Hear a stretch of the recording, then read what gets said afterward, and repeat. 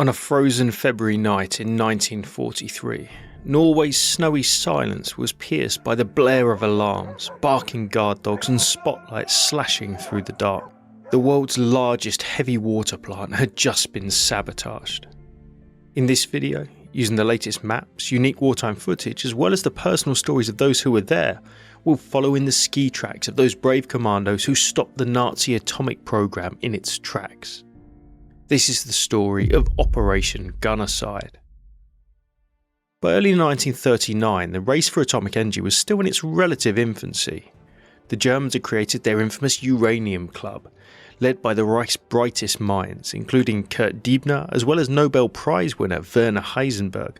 They were to spearhead nuclear energy research and the German atomic bomb program.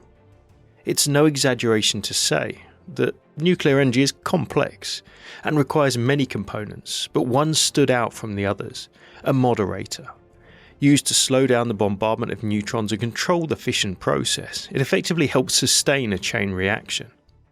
In the pursuit of the ideal moderator, where the Americans zigged, the Germans zagged. Instead of using graphite, the Uranium Club instead opted for deuterium oxide, or heavy water.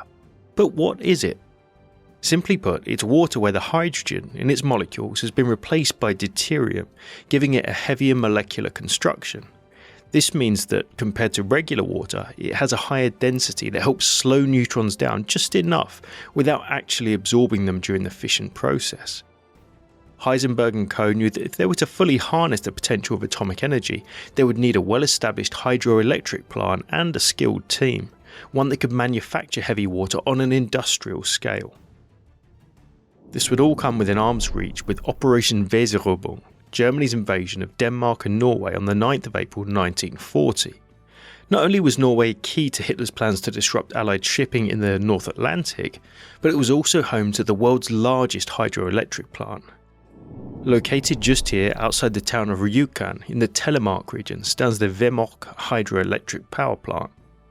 By swooping down, exploring modern satellite image and several historic photographs of the period, we get a clear idea of what a formidable target it would be. Situated on a rock shelf, partway up the southern side of a steep ravine, some 1,000 feet from summit to river floor, it was made virtually impenetrable by the surrounding thick forest to the south, east and west, and these sheer cliffs that protected the northern approaches. The complex itself was actually very large, with a pumping station at the top of the ravine and these distinctive pipelines leading 580 metres down the hillside to the main compound. At 230 by 350 metres, it consisted of the main hydroelectric plant building, a 7-storey concrete structure measuring 25 by 100 metres, where the main production was conducted, with water entering the top storey and being processed at each subsequent lower level until reaching the basement where the resulting deuterium oxide was produced and stored. Outside the main structure, but within the compound, were numerous smaller buildings, including workers' housing for some of the plant's 600 workers, storage tanks, and whole massive power lines and assorted outbuildings. Running eastwards along the southern side of the valley was a small rail line which was used to bring in machinery to the factory complex.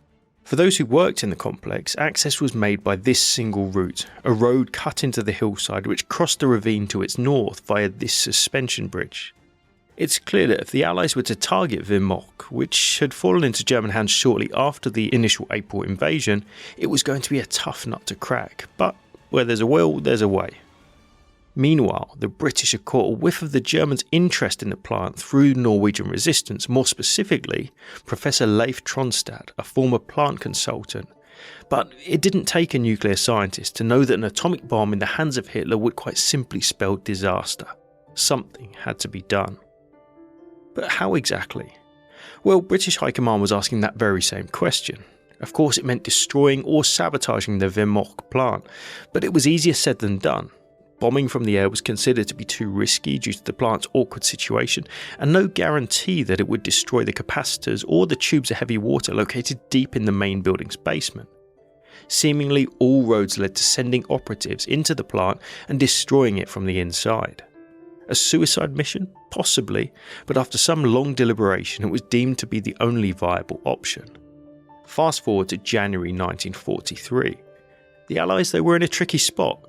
Just 3 months earlier, their second attempt at neutralising the Vemork plant had failed miserably. Operation Freshman was over before it even started when, due to poor weather and some technical failures, the heavily laden gliders crashed. In the following days, all survivors were captured, interrogated, and eventually executed by the Gestapo. To add further insult to injury, the Germans obtained valuable maps and letters from the commandos. The element surprise was gone in an instant, and so, in the weeks and months to follow, the Germans went into overdrive. Local villages and towns were combed for suspected resistance fighters, with the Hydra plant effectively being turned into a fortress.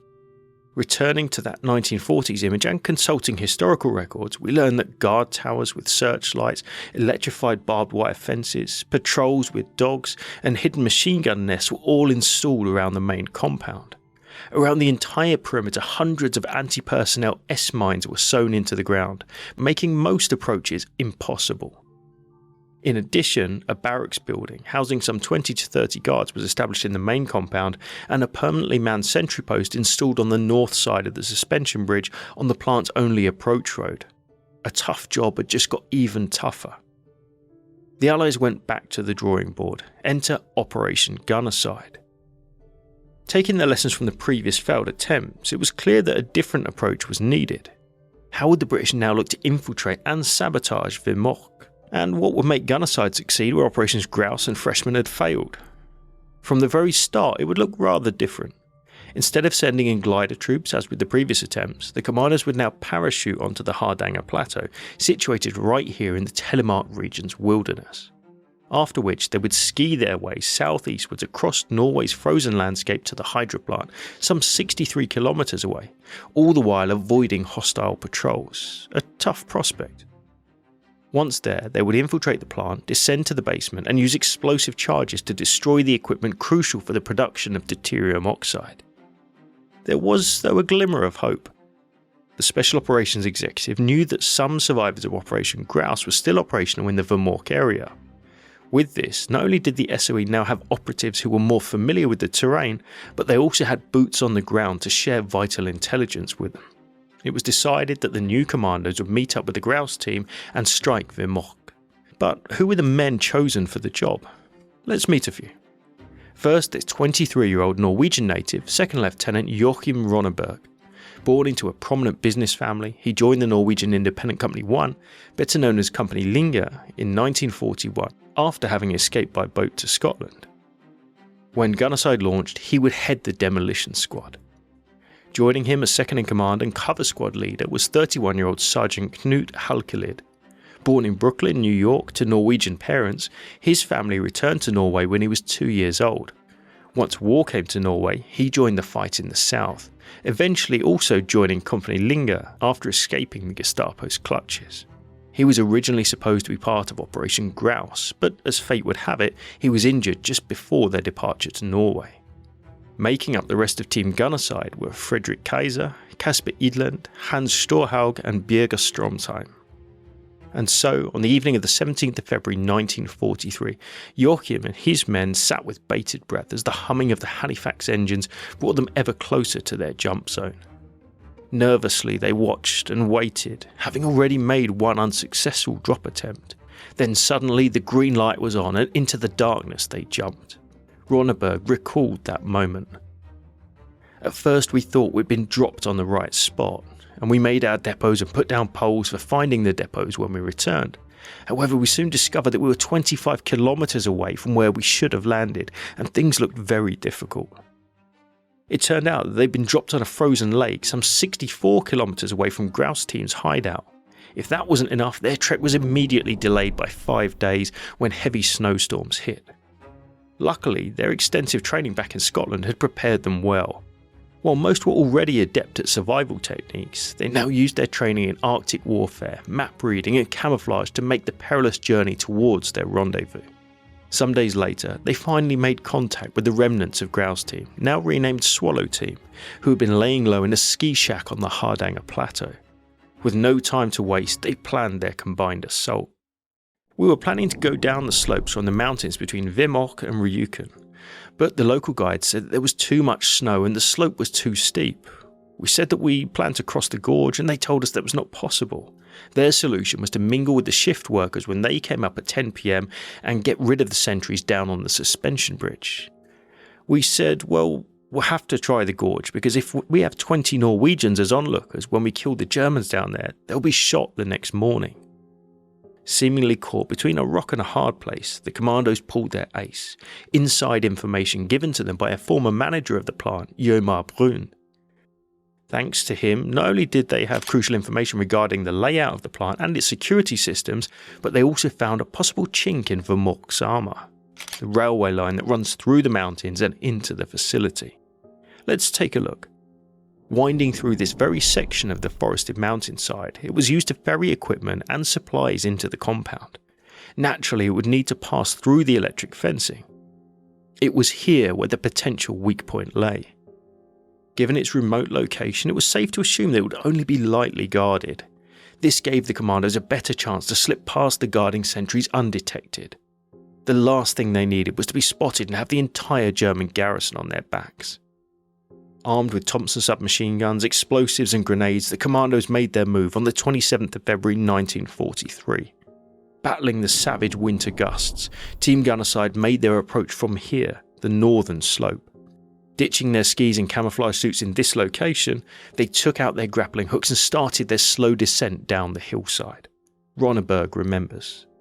We came down through the woods. Our route was very, very steep, with lots of snow, and onto the road. To avoid some workers' buildings, we decided to go straight out into the valley, which meant a lot of climbing. I remember at one point the bus with shift workers passed by.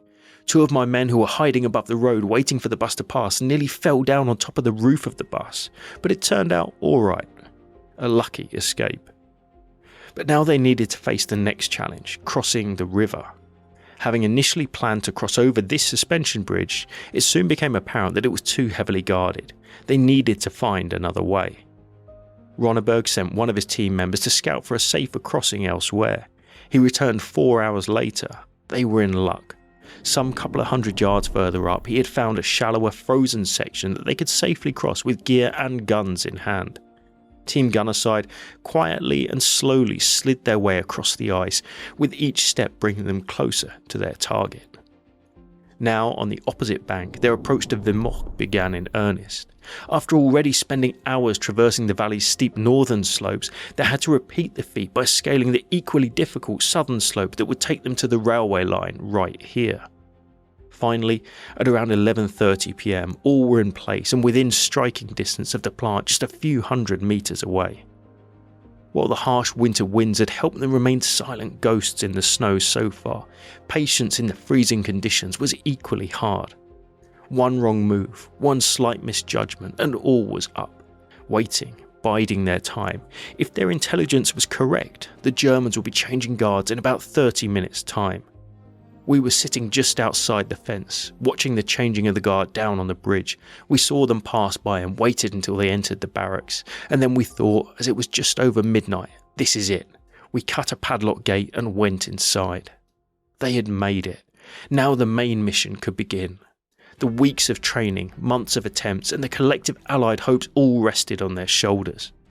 With no time to waste, the commandos split into two teams. Under the command of Knut Haukelid, like a well-oiled machine, the cover squad got into position around the German barracks, their submachine guns ready to fire if they needed to fight their way out. Ronneberg rounded up his demolition squad and quietly they entered the 7-story main building. According to their intel, the electrolytic capacitors and the heavy water stocks were located in the basement. Sneaking down staircase after winding staircase, and with their hearts beating in their throats, they finally reached the basement. To no one's surprise, the door leading to the capacitor room was locked. What to do now? Wait, Brun said there was a secret entrance close by. He was right. A cable duct would be their entry point.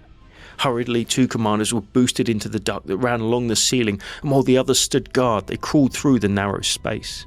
Below them they could hear workers and whirring of machines. Undeterred, they continued their cramped journey. After quietly lowering themselves down an air vent into the capacitor room, they had reached their target and could taste success. Ahead of them lay 18 cells of heavy water, along with a complex array of equipment, all used in the final stage of the refining process. Immediately, the commandos got to work and started planting the 24.5 kilogram high explosive nitrocellulose charges on the electrostatic equipment and tubes of heavy water. Just then, movement was spotted. Inside the room, bent over a logbook, was a single occupant, known only as Johansen. Hearing Norwegian being spoken, he apparently realised just why his countrymen were there and was in no mood to stop them, though he did cause somewhat of an unusual delay.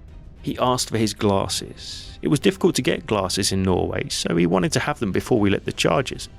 I threw away what I was doing and searched for these glasses and found the case and handed it to him. He was very pleased and I started getting the initiation sets ready when suddenly he said the glasses were not in the case. I said, "Well, where the hell are they then?" And he said, "Well, they were there when you came in." In the end, I found them being used as a bookmark in his logbook.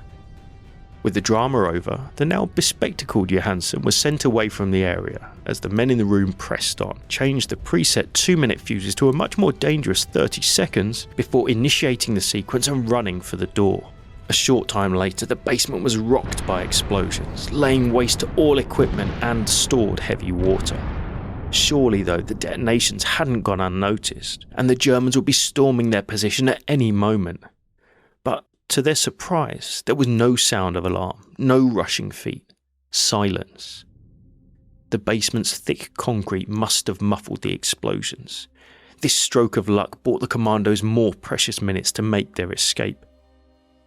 Back with Haukelid and the rest of the cover team, they were holding steady with their sights aimed squarely at the barrack entrance. He recalled, "The explosion itself was not very loud at all. I should say around 2 or 3 cars crashing.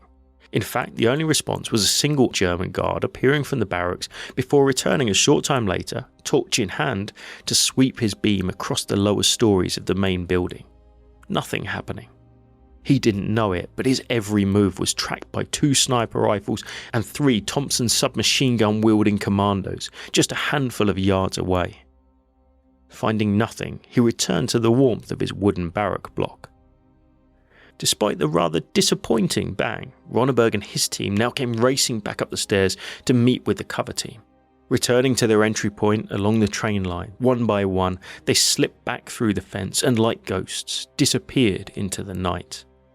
A few minutes later, as they were scaling back down this rocky ravine, the night was pierced by the wail of sirens and the barking of guard dogs.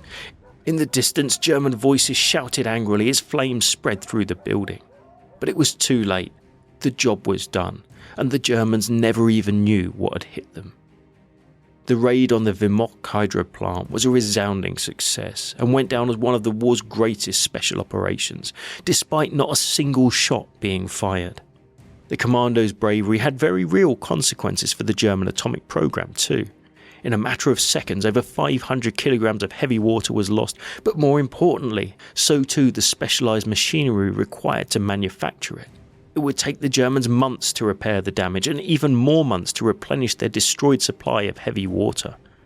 While not a knockout blow, it was a punch that the German nuclear program never truly recovered from, effectively handing the initiative back to the Allies in the race for the atomic bomb. So what happened to the men who led Gunnerside?